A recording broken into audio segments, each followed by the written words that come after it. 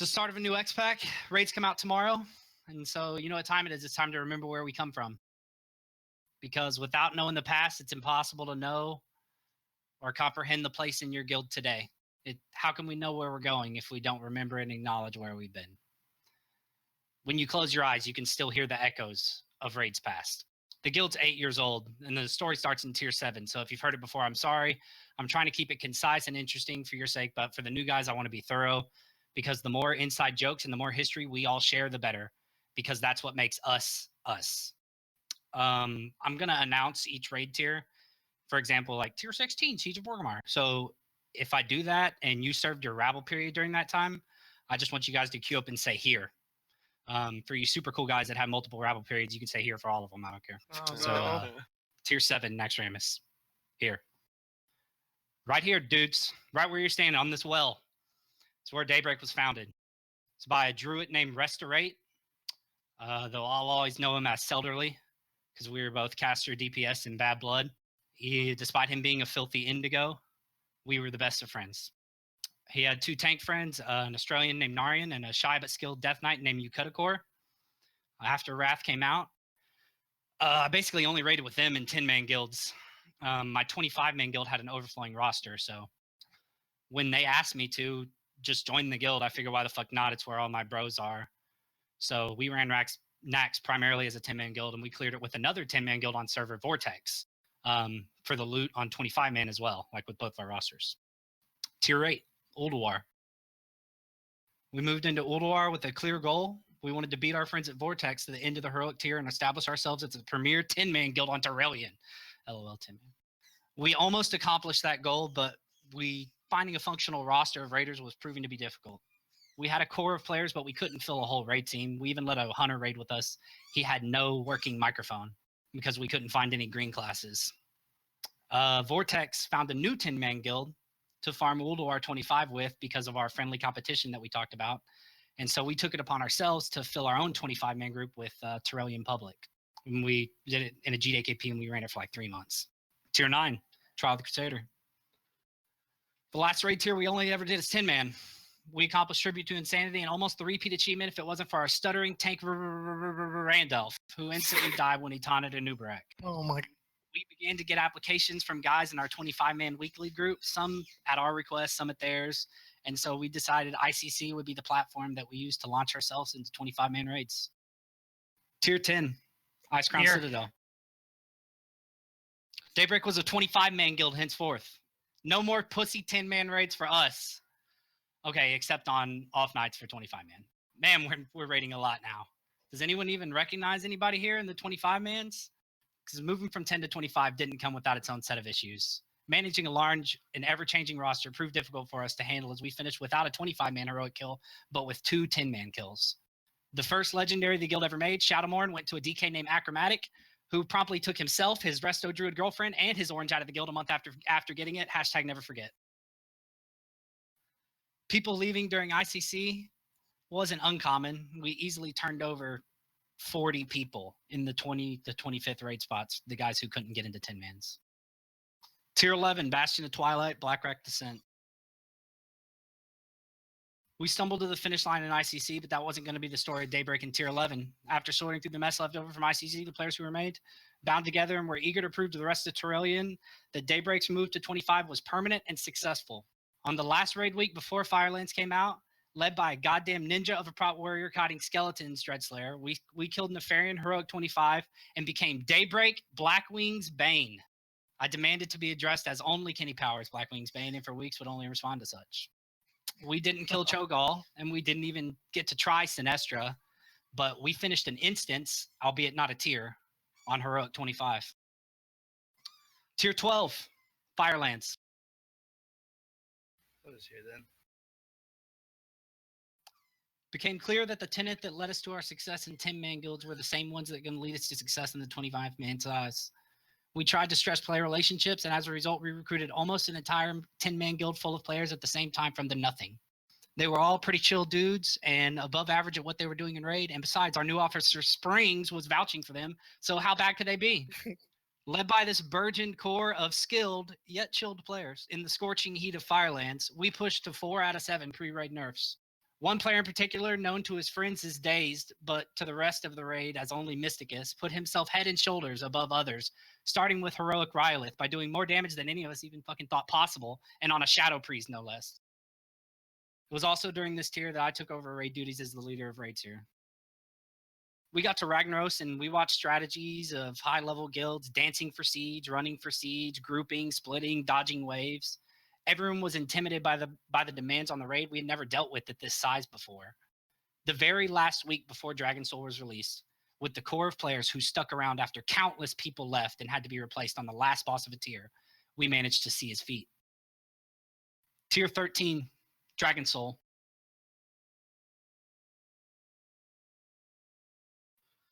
Once again, we moved into a raid tier with the highest of expectations. It was my first tier to lead from the beginning, and I was pretty excited. The boss that proved to wall us the hardest was Xana's, particularly because of my unwillingness to adapt our strategy. Once we changed it and killed the boss quickly, I learned an important lesson. My personal pride was worth nothing. The happiness and success of the raid was worth everything. We finished the raid tier cutting edge, 15% nerf, LOL. But it was the first raid tier we had ever done it. We did it so early in the tier that we quickly set up our very first raid cells and filled the guild coffers in preparation for the next expansion. We even went back and killed Bragg, and I won the mount with 100, get fucked. After 1 million gold, we passed out gold to raiders each week. Tier 14. Yep. Mogashan Vaults, Heart of Fear, Terrace of Endless Spring. Here. It's Pandaland time, boys. We're a cutting edge guild now. Well, Fang and Mogashan Vaults quickly put us in our plates, over and over. It was clear that some of the people who were around at the end of Dragon Soul would not have been there if it had not been for a 15% nerf. After weeding out the people who spent their Dragon Soul gold on yak mounts, but then showed up to raid with no enchants and a helmet gemmed to miss an intellect socket bonus, we recruited people hard to try and finish the short tier. We stabilized our roster, and with the kill on Spirit Kings, we rolled our momentum into the next tier.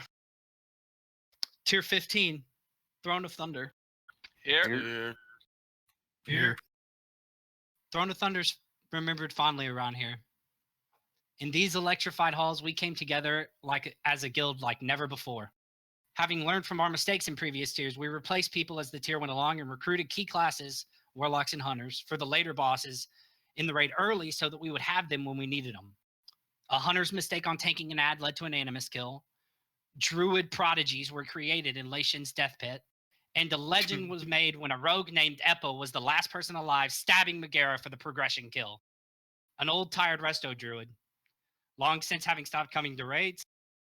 Long gone in the middle of the night. And passed guild leadership to a surprised and honored troll mage.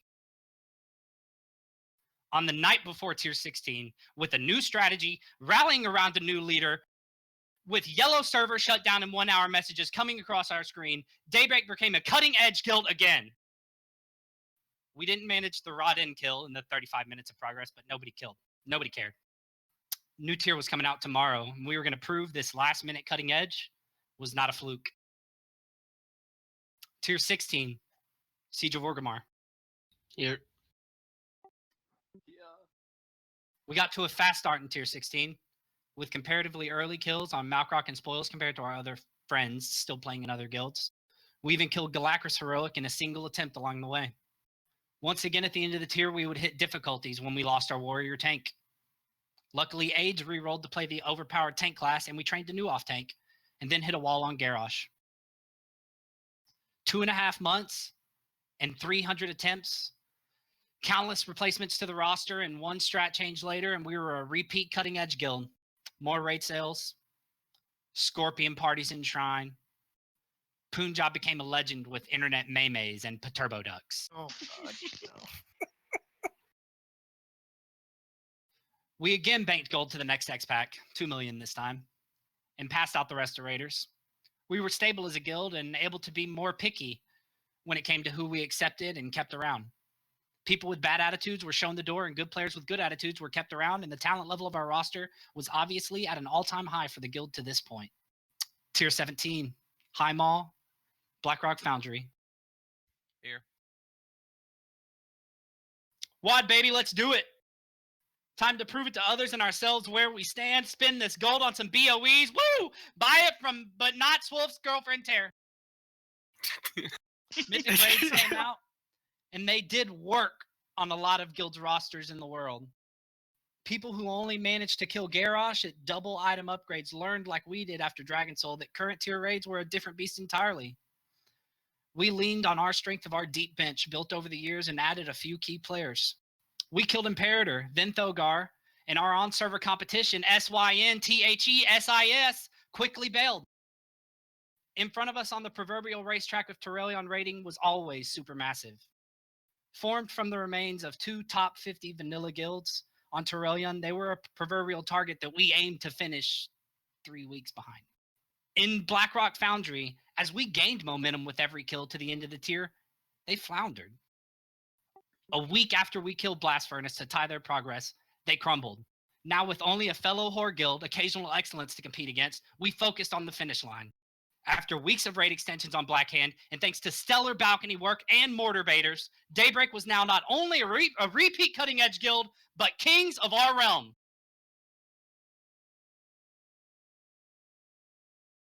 Tier 18. Here.